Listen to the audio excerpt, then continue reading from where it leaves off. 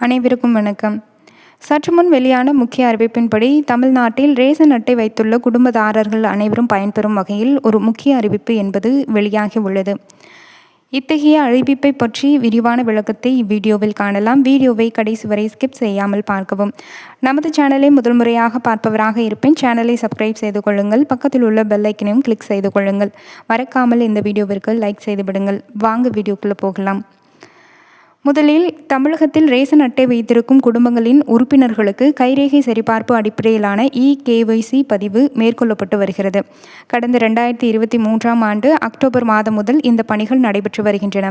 தற்போதைய நிலவரப்படி முன்னுரிமை குடும்ப அட்டைகளில் சுமார் 95.84% KYC பதிவு மேற்கொள்ளப்பட்டுள்ளதாக தெரிவிக்கப்பட்டுள்ளது.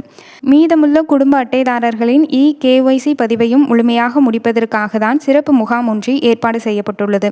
அதன்படி ஆகஸ்ட் 8 மற்றும் ஆகஸ்ட் 9 ஆகிய 2 நாட்களில் தமிழகம் முழுவதும் உள்ள அனைத்து நியாய விலைக் கடைகளிலும், அதாவது வருகிற சனி மற்றும் ஞாயிறு ஆகிய 2 தினங்களிலும் சிறப்பு முகாம் என்பது நடைபெற இருக்கிறது. இந்த முகாம் காலை 9 மணி முதல் மாலை 5 மணி வரை நடைபெறும் என்று தெரிவிக்கப்பட்டுள்ளது. எனவே இதுவரை நியாய விலைக் கடைகளில் கைரேகை பதிவு செய்யாமல் இருக்கும் குடும்ப உறுப்பினர்கள் இந்த 2 நாட்களையும் பயன்படுத்தி கொண்டு தங்களது KYC பதிவை முடித்துக்கொள்வது மிகவும் முக்கியமாகும்.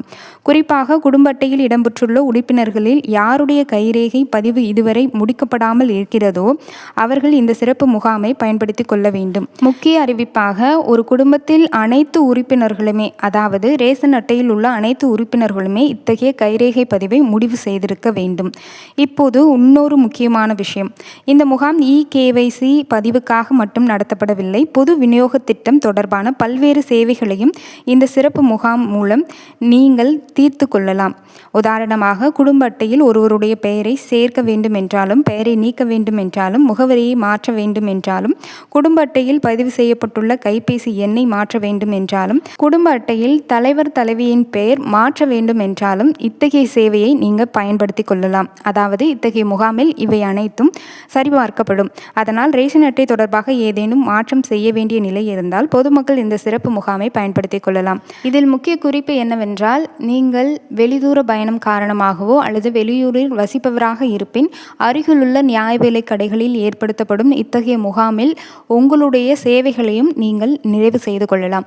மேலும் உங்களது KYC எனும் கைரேகை சரிபார்ப்பை அத்தகைய ரேஷன் கடைகளில் நடத்தப்படும் முகாமில் பதிவு செய்து கொள்ளலாம். மேலும் உங்களது வீட்டில் யாரேனும் இறந்தவர் பெயர் இன்னும் நீக்கம் செய்யப்படாமல் இருந்தால் இத்தகைய முகாம்களில் நீக்கம் செய்து கொள்ளலாம்.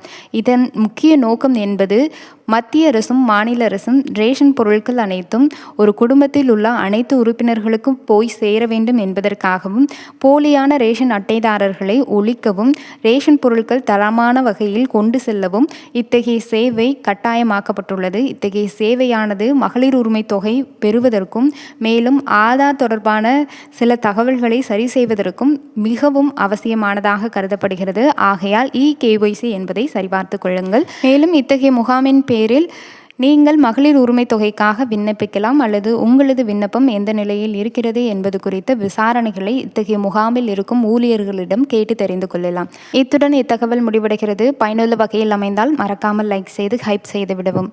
நன்றி, வணக்கம்.